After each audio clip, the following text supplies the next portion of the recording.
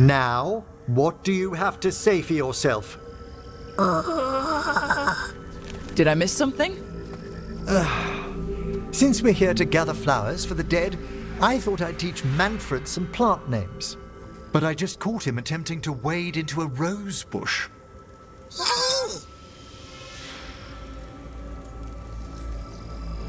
That must have been frustrating.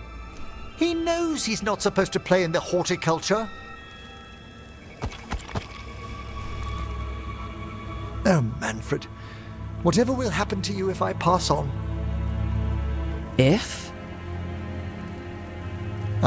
There's something I'd like to talk about. Do you know what a lich is, Rook? Doesn't ring a bell. A lich is a mage transformed into one of the undead while retaining their true, original consciousness. The idea fascinated me when I was younger. For years, I researched and experimented, spoke with spirits and mages. Then, eventually, I found them. Who? The Lich Lords of the Grand Necropolis. Necromancers before me who'd transformed themselves into true living dead.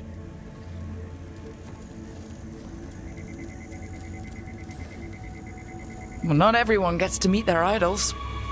Oh, but I was nervous. The Liches are the great protectors of the Necropolis, bulwarks against forces that threaten creation. After years of tests and rituals, they granted me my desire, the right to attempt lichdom. Hold on. If you become a lich, then all this flirting we've been doing... I should hate to lose your company while I'm still mortal. What would you being a lich be like? A vast leap.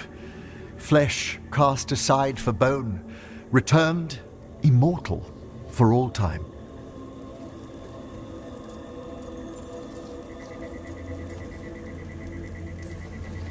So, if we keep flirting afterward, you'll be a skeleton. If we what? I'm not ruling it out, just asking. Oh, I'd inform you before making any decisions to... questions of lichdom are... Lichdom is an incredible honor. Immortality, prestige, the most hallowed ranks of the Watchers, as well as a chance to be of service past my allotted years. But there are considerations.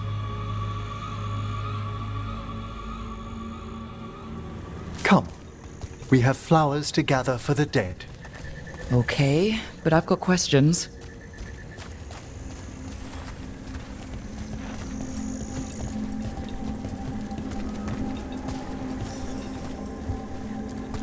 Blue creepvine. This will do nicely.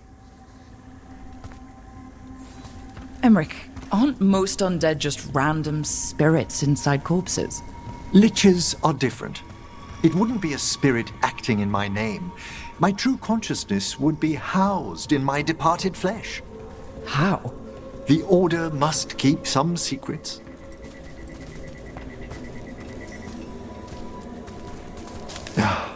Moon blossoms, famed in verse and song. Smells like perfume. Do liches have a sense of smell? I've been told that while some of my senses will dull, others will become available. Other than that, I can't say if the flowers would still hold their bloom for me.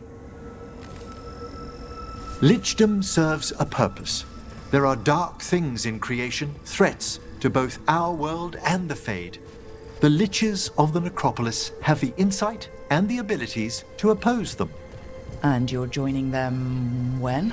Certain elements have held me back.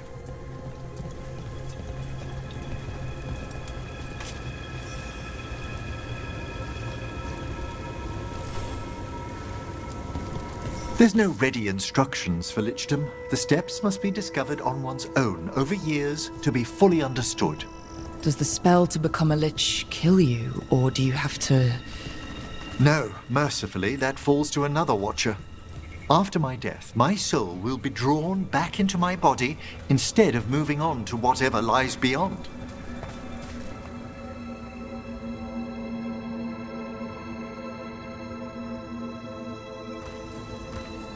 So, what's holding you back from lichdom? Even with all my preparations, there's a chance I could die permanently during the rites. What cowardice! The promise of immortality, an end to all my fears, and the final veil stays my hand.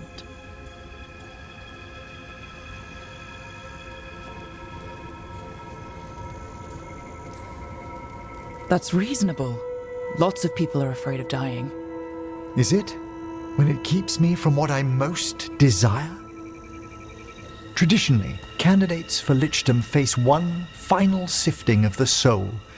If they avoid it, you saw my old colleague. Hezenkos. She's a lich. A half-lich, though that hasn't diminished her powers. Until I stop her plans, I won't possess the peace of mind for lichdom. Why don't you select the next flowers, Rook? Sure. So what's a half-lich exactly? Johanna attempted the rites of lichdom and failed. Stuck in her in-between state, she is supremely dangerous, but can't learn any new magic. No wonder Hezenkos was shouting so much. No, she's always been that way.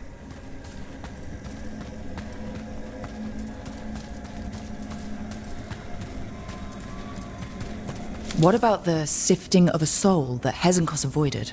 The spirits of the necropolis judge whether a candidate is worthy of the power and responsibility of lichdom. How'd she become a lich without it?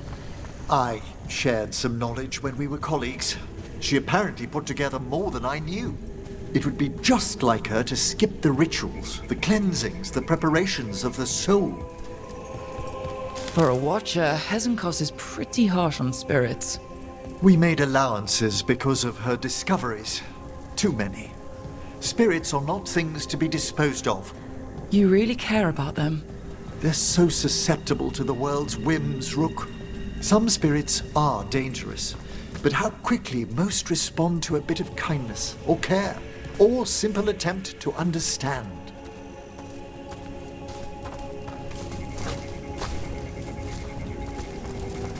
For all she's done, I can't condemn Johanna for attempting lichdom. That freedom from mortality, that divorce from fear. And of course, time to read all of one's books. Of course. But how she's abused her abilities. Are my intentions enough to fare better? Worrying's a good sign.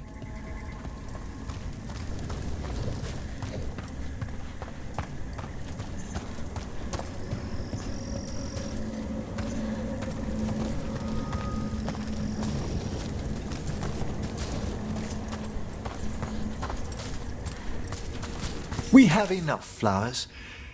There's something I'd like to show you.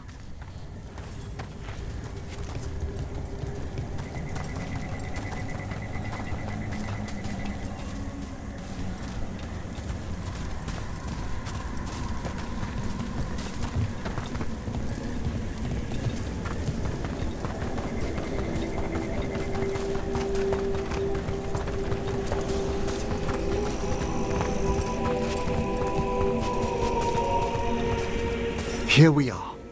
Oh, so these flowers are for... Yes. If you could place them on the graves, please. In memory of Rupert and Eleonora Volkaren, they walk eternity hand in hand.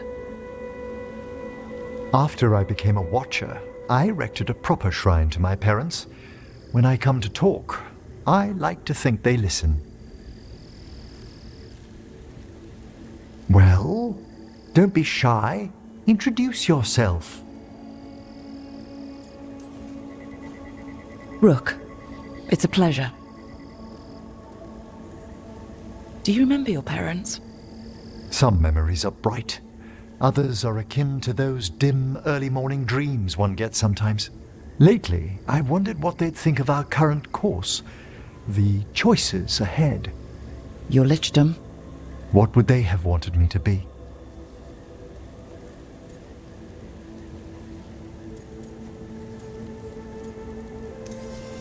Happy with someone who cares for you.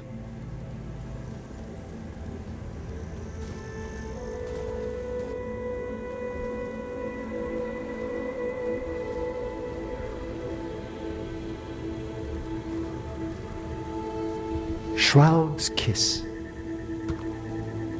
I've always loved the legend around this flower. They say it grows on lovers' graves, and that one moves closer to the fade simply by inhaling its fragrance. Is that true? It is when I will it, my dear. What else?